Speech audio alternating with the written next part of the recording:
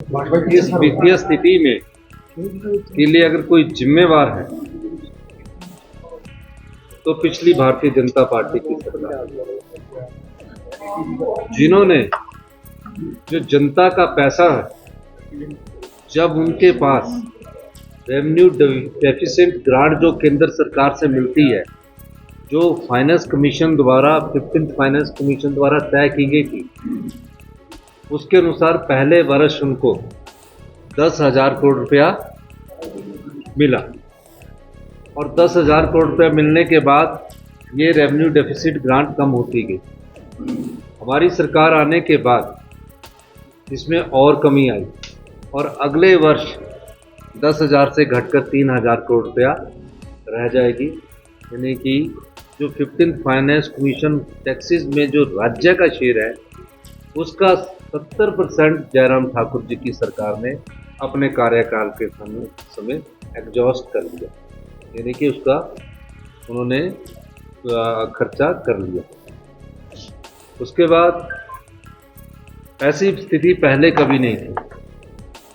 हमारी सरकार ने इसमें नियम अपनाकर और आगे कैसे बढ़ना है, इस दिशा में पहले बजट से ही हमने अपनी रूपरेखा तय की। दूसरे बजट में भी उस रूपरेखा को हमने आगे बढ़ने के बारे में बताया गया है। हमारे आर्थिक प्रबंधन से और हमारे जो हमने काम किया, हमारी अर्थव्यवस्था में सुधार होता दिख रहा है। ये पहली बार है कि प्रदेश के राजस्व में 2200 करोड़ रुपए की पहले वित्तीय वर्ष जो 2023-24 का है, राजस्व अधिक अर्जित किया गया है। और यही नहीं, ये भी पहली बार है कि प्रदेश के राजस्व को बढ़ाने की दिशा में हमारी सरकार आगे बढ़ रही है। इन परिस्थितियों को ध्यान में रखते हुए हमें किस प्रकार हिमाचल प्रदेश को आत्मनिर्भर बनाना है, हमारी सरकार उस दृष्टि से कार्य कर रही है। और आपने मुझे सुना होगा, मेरे आप पिछले बातों को भी ध्यान से रखें कि हमें कुछ कड़े फैसले लेने पड़ेंगे। इन कड़े फैसलों के स्वरूप हम आगे बढ़ रहे हैं। मैं चाहूँगा प्रदेश की सभी जनता का, समाज के सभी वर्गों का हमें सहयोग मिले और जिस दृढ़ निश्चय से और जिस इच्छा शक्ति से हम आगे बढ़ रहे हैं, इस स्थिति पर हम आने वाले वित्तीय वर्ष में काबू पाने की पूरी कोशिश करेंगे और 2027 तक हिमाचल प्रदेश को आत्मनिर्भर बनाने में प्रयास हमारे सफल होंगे। यही मैं बार बार कहता हूँ और 2032 तक हिमाचल प्रदेश को समृद्धशाली और अमीर राज्य बनाने में कोई रोक नहीं सकता, लेकिन उससे पहले हमको इसके फैसले करने। सरकारें आती है, सरकारें जाती। आज हम मुख्यमंत्री है, कल कोई और मुख्यमंत्री, लेकिन प्रदेश की आर्थिक को अगर इस दशा पर छोड़ देंगे तो भविष्य की जो युवा पीढ़ी है, उनको रोजगार कहां से पैदा होगा, नई योजनाओं पर कहां से धन आएगा, शिक्षा का स्तर जो कि गुणात्मक शिक्षा के स्तर पर हम 18वें स्थान पर पहुंच चुके हैं, उसमें कैसे सुधार आएगा। हेल्थ सेक्टर में हम निचले स्तर पर पहुंच चुके हैं, उसमें कैसे सुधार आएगा। हमारी सरकार इस सभी दृष्टिकोण से कार्य कर रही है।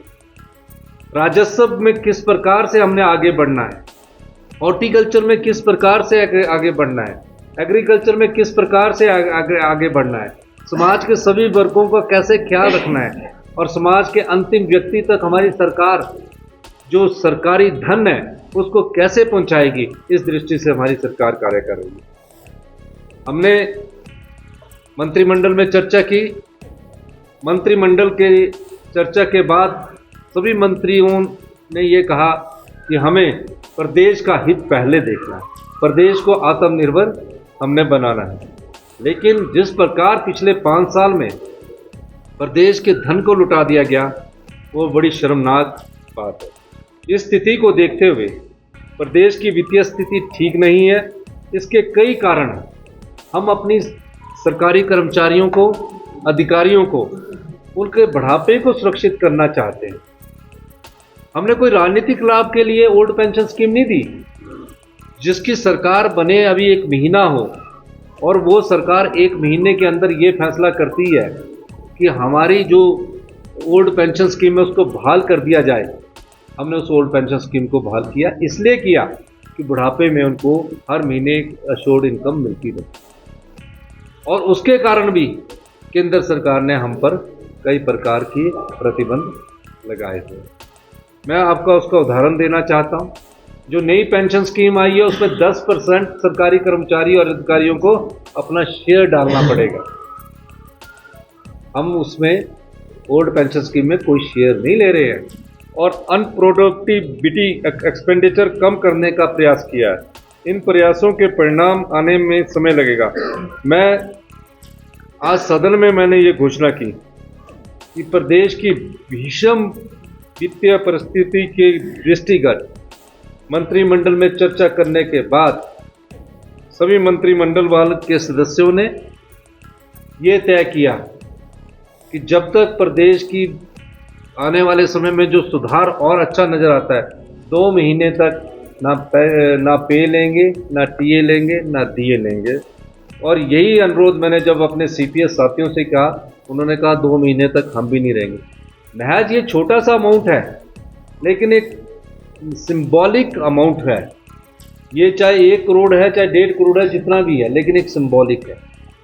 ये सिर्फ इस चीज़ और इसके अलावा मैंने सभी विधायकों से भी अनुरोध किया कि आप चाहते हैं, क्योंकि विधायकों के पास हम तो सरकार के लोग हैं, ये अपने जो कर सकता होगा वो भी अपनी 2 महीने तक सैलरी को रोकने की मैंने उनसे बात की है। ये सब परिस्थितियाँ पैदा हुई है और मेरा मानना है अगर हम जो अर्थव्यवस्था में तेज़ी से सुधार हुआ है, अगर इसमें थोड़ी सी भी ब्रेक लग गई तो हमारी अर्थव्यवस्था थोड़ा और चरमरा जाएगी। इसलिए हम इस पर अर्थव्यवस्था पर ब्रेक लगाना नहीं चाहते हैं। और मैं अपने सभी सरकारी कर्मचारियों और अधिकारियों से भी कहना चाहूँगा, आपका डीए हमने देना है, आपका एरियन में हमने देना है।